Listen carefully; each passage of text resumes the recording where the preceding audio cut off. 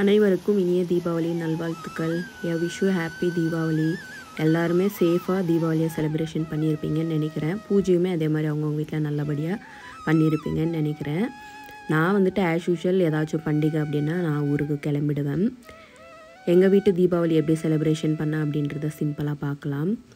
ஞாயிற்றுக்கிழமை காலையிலே கிளம்பிட்டோம். வரும்போதே பார்த்திங்கன்னா ஃப்ரைடேவே அங்கேயே சாரீ எல்லாம் கட்டிட்டேன். கௌரி தாயாருக்கு தானே நம்ம நோன்பு எடுப்போம், கோதாவரி கௌரி தாயாருக்கு. அதனால் அங்கேயே சாரீ எல்லாம் கட்டி முடிச்சுட்டு சண்டே காலையில் பார்த்திங்கன்னா காரில் வச்சுட்டு கிளம்பி ஊருக்கு வந்துட்டோம்.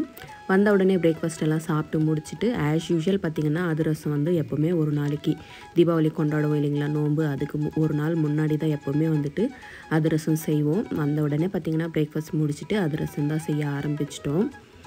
எல்லா வேலையுமே ஆல்மோஸ்ட் அத்தையே முடிச்சிட்டாங்க. நாங்கள் வர்றதுக்கு பார்த்திங்கன்னா லேட் ஆகிடுச்சு. சாட்டர்டேவே வரலான்னு நினச்சோம், ஆனால் வேலைங்க இருக்குது, அதனால் சண்டே காலையிலே கிளம்பி வந்துட்டோம். ஆனால் பெரிய சாதனை என்ன அப்படின்னா டிராஃபிக் எல்லாமே எதுவுமே இல்லாமல் நாங்கள் வேறு ஒரு ரூட்டில் வந்தோம். அதுதான் பெரிய அச்சீவ்மெண்ட் அப்படின்னே சொல்லலாம். இருக்கிற டிராஃபிக்கு கார் எடுக்கலாமா வேண்டாமா அப்படின்ற நிலமையில தான் இருந்துச்சு. ஆனால் பார்த்திங்கன்னா நல்லா சேஃபாக பீஸ்ஃபுல்லாக வந்துட்டு ட்ராவல் பண்ணிவிட்டு வந்துட்டோம். சாமியுமே பார்த்திங்கன்னா முன்னாடியே அலங்காரம் பண்ணதால் கொஞ்சம் ஈஸியாக இருக்கும். ஃப்ரீயாக இருப்போம் பெங்களூரில் இருக்கும்போது அப்படின்றதுக்காக தான் ஒரு 2 டேஸ் முன்னாடியே எல்லாம் ரெடி பண்ணி வச்சுட்டேன் ப்ரீ பிளானாக. இது வந்துட்டு திங்கக்கிழமை காலையில். திங்கக்கிழமை தான் வந்துட்டு நோன்பு எடுப்போம். அதனால் காலையில் வாசல் தெளித்து கோலம்லாம் போட்டு முடிச்சிட்டோம். கோலம் எப்படி இருக்குது அப்படின்றத கமெண்டில் தெரியப்படுத்துங்க. அதுக்கப்புறம் ஒவ்வொரு வேலை மெதுவாக தான் பண்ண ஆரம்பித்தோம். ஏன்னா சாயங்காலம் 6 மணிக்கு மேலே தான் வந்துட்டு நோன்பு கும்பிட போகிறோம். எங்கள் மாமனார் பார்த்திங்கன்னா நோன்புக்கு எது தேவையோ அது எல்லாமே போய் கொண்டு வந்துட்டாங்க. அதையுமே பார்த்திங்கன்னா எல்லாம் ஒரு தட்டில் வந்துட்டு அவர் கரெக்டாக எடுத்து வச்சுட்டாரு.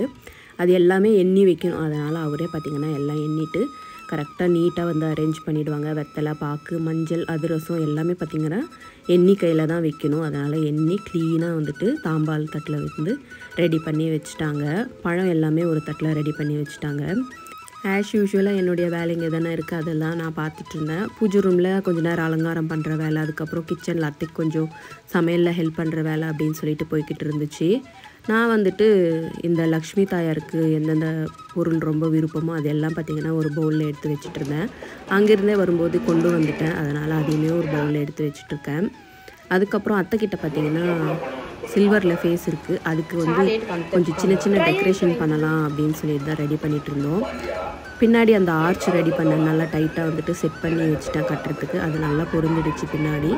ஐலேஷ், அதுக்கப்புறம் கண், லிப்ஸ்டிக் எல்லாமே பார்த்திங்கன்னா க்ளீனாக வந்துட்டு போடணும்னு நினச்சிட்டு இருந்தேன். அதனால் அதையுமே பார்த்திங்கன்னா க்ளீனாக ரெடி பண்ணி அம்மனுடைய பக்கம் வந்துட்டு ரெடி பண்ணி வச்சுட்டோம். ஒரு பக்கம் சின்ன சின்னங்க வேலைங்க அப்பப்போ முடிச்சுக்கிட்டா ஈஸியாக இருக்கும். நான் வந்துட்டு சாமிக்கு சாரீ கட்டி கொண்டு வந்தேன் இல்லைங்களா, மேலே வந்துட்டு இந்த மாதிரி கலசம் இருக்குது. அதில் தண்ணி நிரப்பிட்டு மகாலட்சுமி அம்சம் நிறைஞ்ச எல்லாத்தையுமே பார்த்திங்கன்னா கலசத்தில் சேர்த்துக்கிட்டேன். நம்ம வரலட்சுமி நோம்புக்கு எப்படி சேர்த்துப்போமோ அதே மாதிரி தான் இந்த கௌரி தாயாருக்கும் பார்த்திங்கன்னா சேம் என்னென்ன பொருள் சேர்க்கணுமோ அது எல்லாமே பார்த்திங்கன்னா கலசத்தில் சேர்த்துக்கிட்டேன். சிலர் வந்துட்டு தண்ணி நிரப்பிப்பாங்க, சிலர் வந்துட்டு அரிசி நிரப்பி அதில் வந்துட்டு மகாலட்சுமி அம்சம் நிறைஞ்ச பொருள் எல்லாமே சேர்த்துப்பாங்க. அதே மாதிரி தான் நான் வந்துட்டு எல்லாமே சேர்த்துக்கிட்டேன்.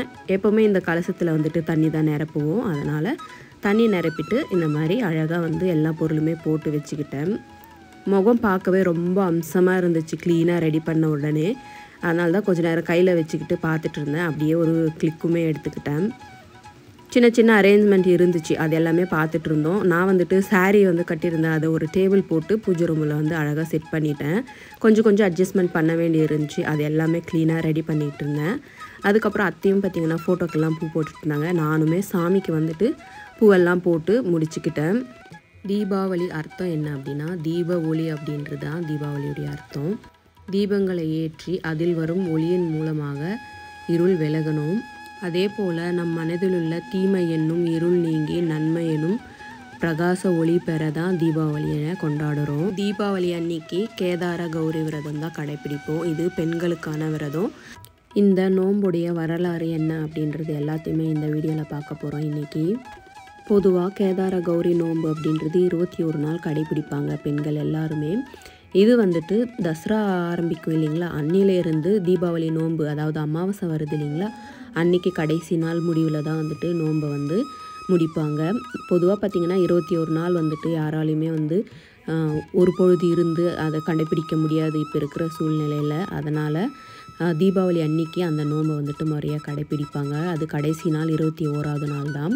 அன்றைக்கி பார்த்திங்கன்னா நம்ம வீட்டில் செஞ்ச பலகாரம் எல்லாமே சாமிக்கு வச்சு, அதுக்கப்புறம் நோன்பு கயிறு பழம்லாம் வச்சு சாமிக்கு இந்த மாதிரி படையலெல்லாம் செஞ்சு அந்த நோன்பை வந்துட்டு முறையாக பெண்கள் வந்து கடைப்பிடிப்பாங்க. 21 நாள் சாத்தியத்தில் இல்லாததால் தீபாவளிக்கு வர அமாவாசை அன்னைக்கு செய்வாங்க. நாங்கள் வந்துட்டு அமாவாசை வந்துட்டு என்றைக்கு நைட்டு தங்குதோ அன்றைக்கி தான் செய்வோம். இப்போ பார்த்திங்கன்னா நிறைய பேர் வந்துட்டு அமாவாசை கும்பிடுவாங்க. அவங்க வந்துட்டு செவ்வாய்க்கிழமை வந்து கும்பிடுவாங்க. நிறைய பேர் திங்கக்கிழமை வந்துட்டு நோன்பு இருக்கிறவங்க வந்துட்டு திங்கக்கிழமையே நோன்பு கும்பிடுவாங்க. எனக்கு தெரிஞ்சு நிறைய பேர் நைட்டு தங்குற அமாவாசைக்கு தான் வந்துட்டு நோன்பை வந்து கும்பிட்டுடுவாங்க.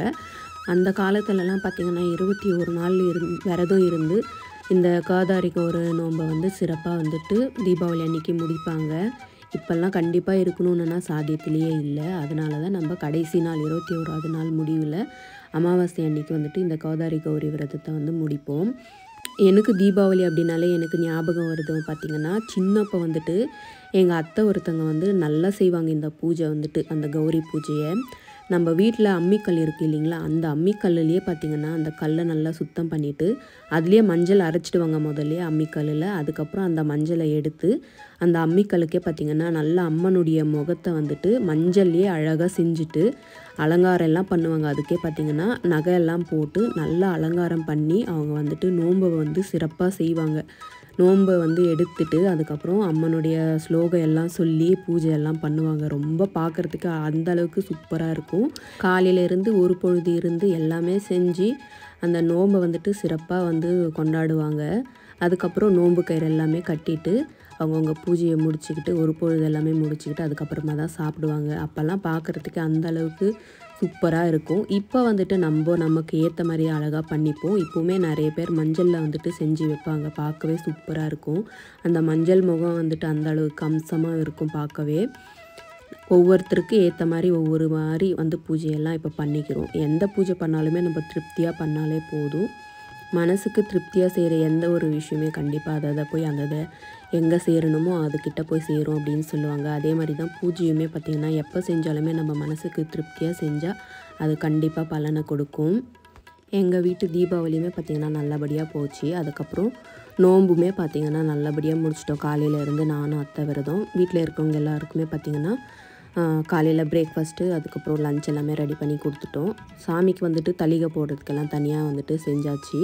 6 மணிக்கு மேலே தான் பார்த்திங்கன்னா சாமியெல்லாம் கும்பிட்டு நோம்பெல்லாம் முடிச்சுட்டு அதுக்கப்புறம் சாப்பிட்டோம். எல்லாருமே சாப்பிட்டு முடிச்சதுக்கப்புறம் ஆஸ் யூஷுவல் வந்துட்டு பட்டாசு வெடிக்கிறது. பட்டாசு இல்லாமல் பசங்க வீட்டில் இருக்கவே மாட்டாங்க.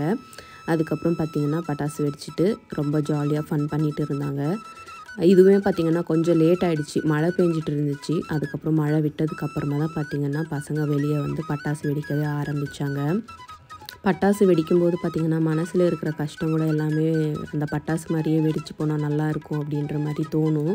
உங்கள் யாருக்காச்சும் அந்த மாதிரி தோணியிருக்கான்னு சொல்லிட்டு கமெண்டில் தெரியப்படுத்துங்க.